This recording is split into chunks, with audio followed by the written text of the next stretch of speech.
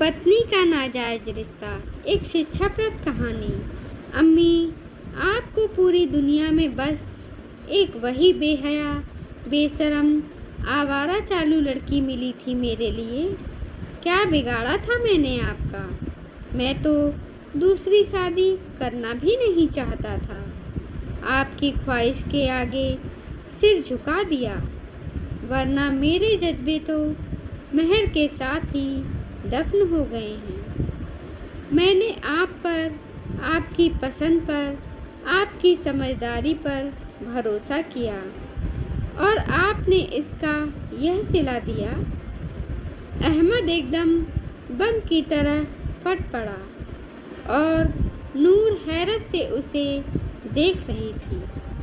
थोड़ी देर बाद कुछ सूझ पड़ने पर बोली, खबरदार, जो किसी मासूम यतीम बच्ची के लिए एल फैल निकाला मुंह से तो बेशर्म तुम हो, जो ऐसी प्यारी बच्ची के बारे में बेहुदा बातें कर रहे हो। 6 फीट के होने से अक्ल नहीं बढ़ी, घुटने में है तो चुप रहो। इतनी सुलझी समझदार लड़की नसीबों से मिलती है, तुम्हारी झोली में बिन मांगे आ रही है। तुम्हें और तुम्हारी बच्ची को दिल से अपनाने को तैयार है, और तुम ऐसे नाशुक्र हो तो कर देना किसी बेवा या तलाकशुदा से मेरी शादी। उसका बच्चा भी हो कोई तो और अच्छा है। नहीं चाहिए कुंवारी लड़की, और क्या पता कुंवारी है भी या नहीं। कसूर दरअसल आपका नहीं है अम्मी, वह है ही इतनी हर्राफा, आपको भी अपने जाल में फंसा लिया।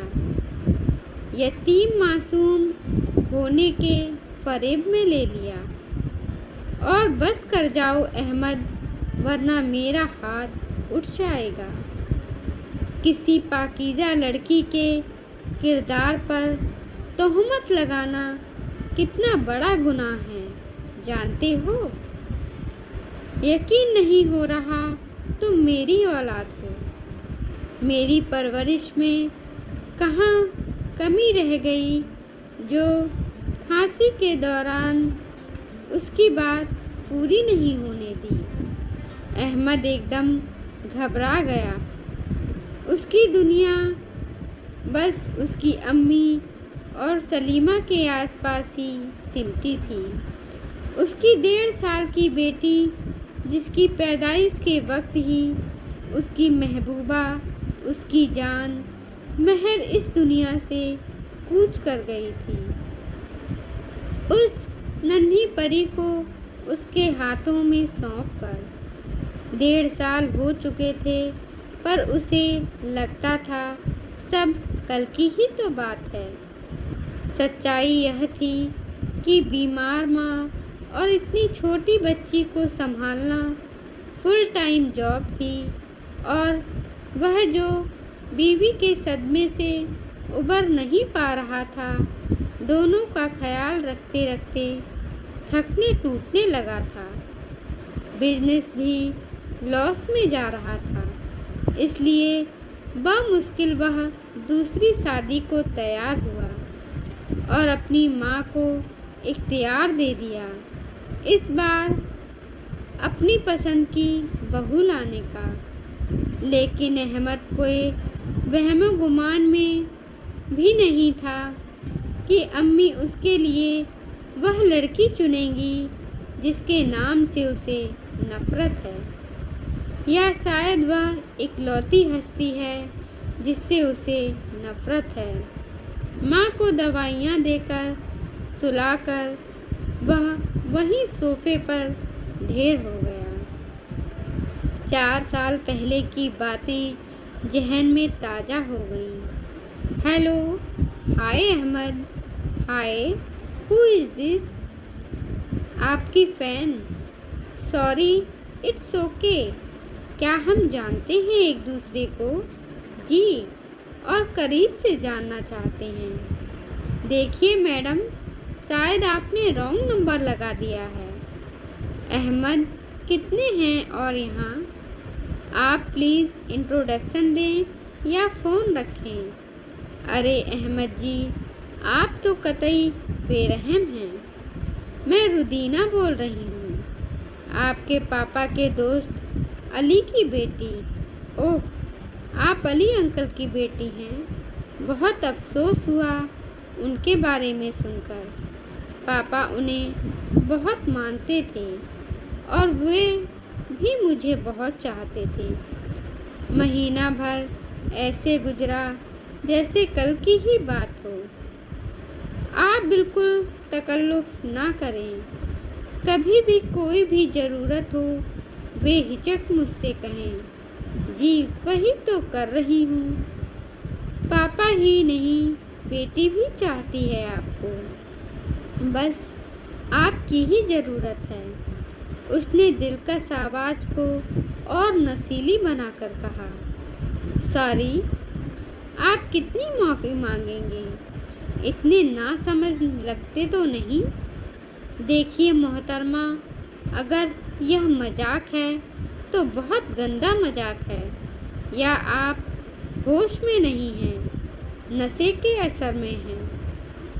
पहली बार बात हो रही है और आप न जाने क्या क्या बोले चली जा रही हैं। अहमद को उसकी बातें जहर लग रही थीं। जी नशे में हूँ। जब से काली शेरवानी में आपको देखा है, होश खो बैठी हूँ। बस एक बार मिलना है आपसे।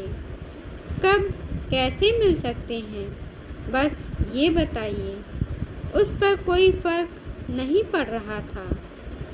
अब मेरी बात कान खोलकर सुन लो।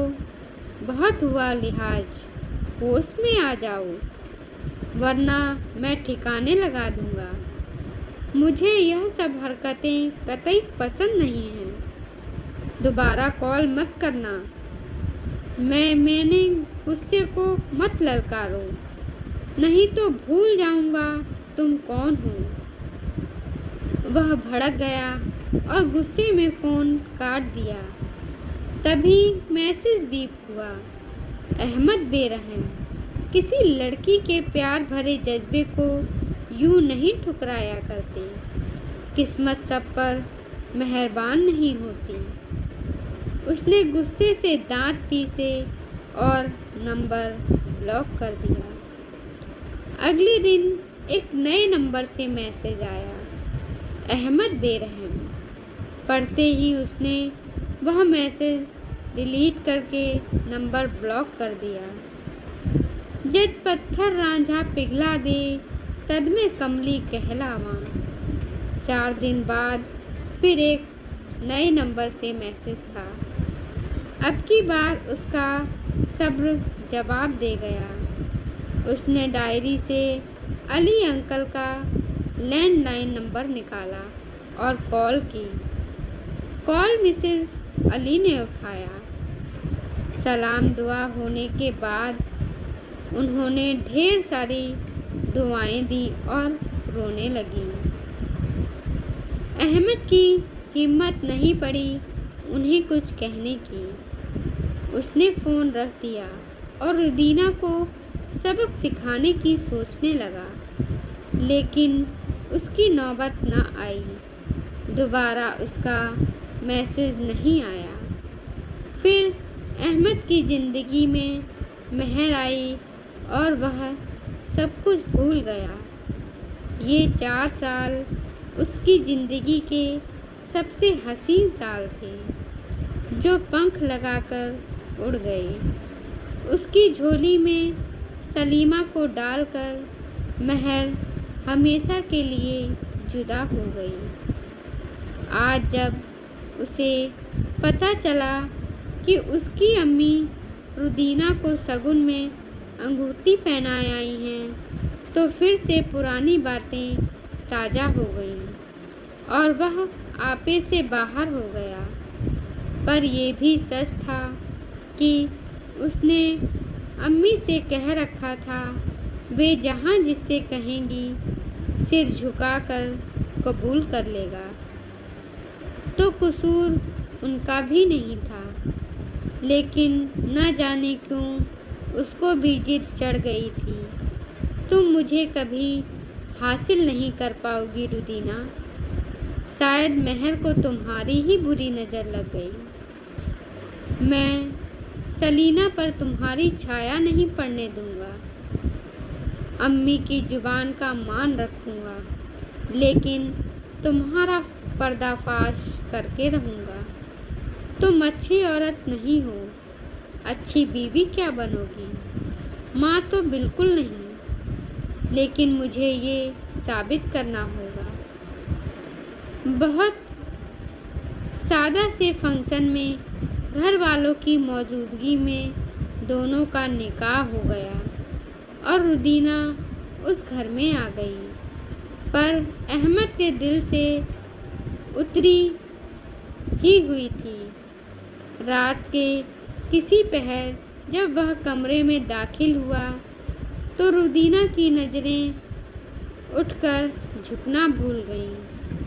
हल्की बड़ी शेव बेहतरीन बालों में वह गजब का स्मार्ट लग रहा था। इतना खूबसूरत शख्स उसकी किन नेकियों का सिला था, वह सोच ही रही थी कि उसकी गरजती आवाज़ कानों में पड़ी।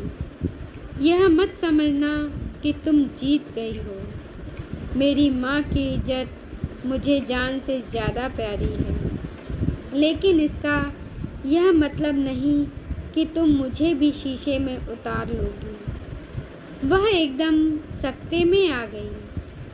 आप क्या कह रहे हैं, मैं समझी नहीं। क्या इस शादी में आपकी मर्जी शामिल नहीं थी? आपने इनकार क्यों नहीं किया? मम्मी की जिद से। लेकिन तुमने अगर कोई चालाकी दिखाई, मेरी अम्मी या बच्ची का बाल भी बांका हुआ, तो मैं तुम्हारा वह हश्र करूँगा कि रूह कांप जाएगी। वह गुस्से में दहाड़ रहा था। मैं क्यों कुछ बुरा करूँगी? सलीमा मेरी अपनी बच्ची है। खबरदार जो मेरी बच्ची का नाम लिया। वह मेहर की बेटी है, तेरी ना हो सकती है। यह कहकर उसने झटके से तकिया उठाया और काउच पर जाकर लेटा। रुदीना को बिस्तर अंगारों सा लग रहा था। बेइज्जती और दुख के एहसास से उसके गले में कांटे उभर आए।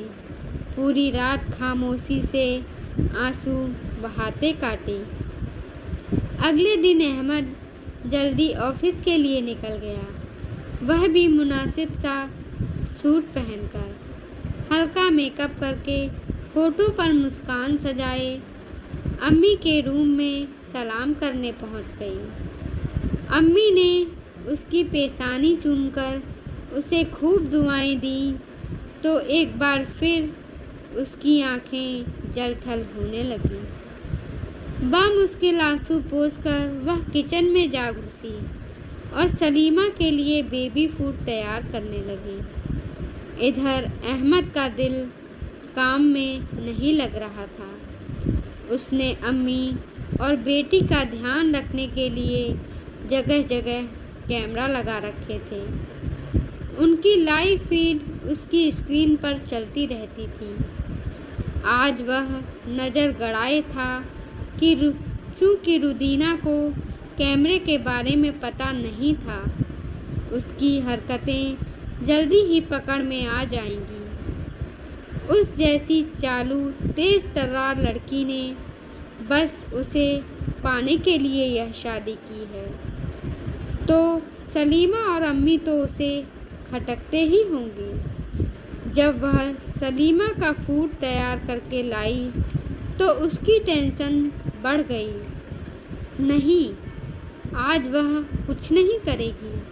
अभी तो अच्छा बनने का ढोंग करेगी, न जाने कब तक। उसने खुद को तसल्ली दी। इसी तरह 3-4 दिन लग गए। उसने बेडरूम में भी हर तरफ कैमरा लगा दिए। पहले उसे थोड़ा बुरा लगा, लेकिन फिर उसने यह ख्याल झटक दिया। अब उसका ज़्यादातर वक्त ऑफिस में गुजरने लगा। आज रुदीना अपनी ड्रेस बेड पर भूल गई थी। टॉवल लपेटकर वह वॉशरूम से बाहर आई। कमर से नीचे बालों से पानी टपक रहा था। उसे चेंज करते देखा। उसने स्क्रीन से नज़रें हटा लीं। फिर दूसरे ही पल यह ख्याल आते ही कि वह उसकी कानूनन बीवी है, उसे हक है उस पर। उसने फिर स्क्रीन पर नज़रें जमा लीं। वह मॉइस्चराइज़र लगा रही थी, जो उसकी मक्खन जैसी स्किन पर फिसलता जा रहा था। ड्रेस पहनकर उसने बालों में ड्रायर लगाया, फिर काजल लगाकर सिर पर दुपट्टा जमाए वह बाहर आ गई। उफ, यह कितनी हसीन है कमबख्त, एकदम फुर्सत से बनाया है खुदा ने। उसने आज पहली बार उस पर गौर किया था और फिर जैसे खुद ही शर्मिंदा हो गया। सलीमा उसके साथ इतनी घुल मिल गई थी कि उसकी गोद से ही नहीं उतरती थी। अम्मी की तबीयत में भी बहुत सुधार था। वह चकरघिन्नी सी दिन भर काम करती फिरती। 3 महीनों में उसके रूटीन और बर्ताव में कोई फर्क नहीं आया, न ही दोनों के बीच कोई बातचीत हुई। लेकिन यह जरूर था कि अहमद के लहजे की शक्ति खत्म हो गई थी और अम्मी के सामने वे रस्मी जुमले बोल लेते थे। इसी बीच रमज़ान शुरू हो गए। अम्मी को जैसे तैसे रोज़े न रखने को कन्विंस किया था रुदीना ने।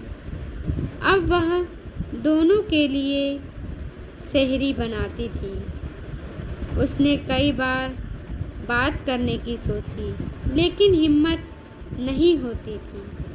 वहीं अहमद का ईगो उसे झुकने नहीं देता था।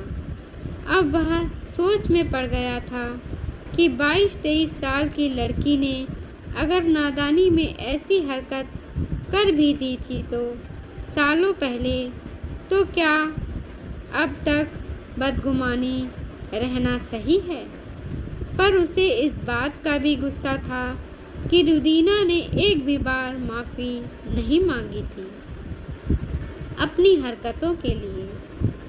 उसका दिल उसकी तरफ से साफ होने ही लगा था कि उसने नोट किया कि वह घंटों मोबाइल में कुछ टाइप करती रहती थी। एक बार लॉक खुला छूट गया। उसने खोला। कीप नोट पर बहुत सारे प्यार मोहब्बत के जुमले लिखे थे। ओह, मैडम आशिकों से चैटिंग करती हैं, उनके जुमले संभाल कर रखे हैं या अपनी सोचें सेव करके रखती है। भूल न जाए फितरत कब बदलती है। गुस्से से अपनी कनपटियों की लौ जलने लगी। उसने आगे पीछे स्क्रॉल करके देखा। उसे एक कहानी नज़र आई जो उसके फेवरेट ऑनलाइन इश्क कॉलम में उसने पढ़ रखी थी। उसने जल्दी जल्दी स्क्रॉल किया। नीचे नाम पढ़ा, महा अली। वह एकदम चौंक गया। पिछले 5 साल से वह यह कॉलम पढ़ रहा था, जिसकी आदत उसे मेहर ने डाली थी, और महा अली उन दोनों की फेवरेट राइटर थी। उसने सारे नोट्स देखे, ढेरों कहानियाँ सेव की, कुछ अधूरी कहानियों के ड्राफ्ट्स भी देखे। बेहद उलझन में उसने फ़ोन बंद करके रख दिया। इतनी खूबसूरत लव स्टोरी लिखने वाली इतनी खूबसूरत लड़की उसकी शरीके हयात थी। क्या हो गया अगर उसने बेबाकी से अपने जज्बों का इजहार कर दिया? वह बुरी लड़की हरगिज नहीं है। वह जैसे खुद को तसल्ली दे रहा था। बेटा, ईद आने वाली है, बहू के घर पर इफ्तारी दे आओ। मैंने इतना कहा, पर ये तो मुझे और सलीमा को छोड़कर मायके जाने को तैयार ही नहीं है। इसके भाई भाभी कुछ भेजने का इंतजाम करें। इससे पहले हम ही ईदी भेज दें। रुदीना की अम्मी और भाभी के लिए अच्छे से सूट, भाई के लिए घड़ी ले लेना। रुदीना को साथ ले जाना शॉपिंग के लिए। जी अच्छा कहकर वह निकल गया। खुद ही शॉपिंग की 1.5 घंटे की ड्राइव करके पहली बार अपने ससुराल पहुंचा, जहां उम्मीद के मुताबिक आवभगत हुई। रोज़ा इफ्तार और शाम की दावत का इसरार हुआ। रोज़ा खोलने का टाइम होने ही वाला था। वह थक भी गया था, तो उसने बात मान ली। रात के खाने के बाद वह छत पर आ गया। सिगरेट की तलब थी। वह चैन स्मोकर नहीं था, फिर भी दिन की 1-2 रोज़ में पी ही लेता था। और अहमद बेरहम, क्या हाल है? कैसी कट रही है लाइफ? उसे एकदम ऐसे झटका लगा जैसे बिच्छू ने डंक मारा हो। सामने रुदीना की भाभी सहर खड़ी थी। आप? हाँ मैं। पत्थर रांझा पिघला ही नहीं, और मैं कमली की बजाय मिसेस कमाल अली बन गई। वह ज़ोर ज़ोर से हंसने लगी। मैं समझा नहीं। अरे, एक फंक्शन में आपको ब्लैक शेरवानी में देखकर मेरे होश उड़ गए थे।